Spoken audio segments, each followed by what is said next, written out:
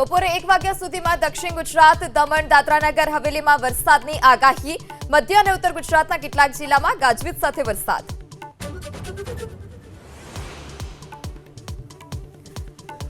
આજે સવારે 6 થી 10 વાગ્યા સુધીમાં 42 તાલુકામાં વરસાદ ખાબક્યો. સૌથી વધારે ડાંગના સુબીરમાં 3 ઇંચ, તાપીના ડોલવણ અને વાલોડમાં 2 ઇંચથી વધુ વરસાદ.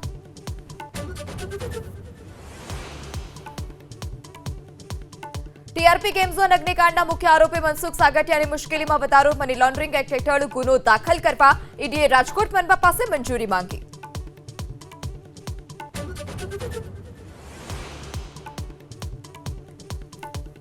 ગૃહમંત્રી અમિત શાહ આ સપ્તાહના અંતે ગુજરાત પ્રવાસે. આણંદમાં 5 અને 6 જુલાઈએ યોજાનારા સહકાર સંમેલનમાં હાજરી આપશે.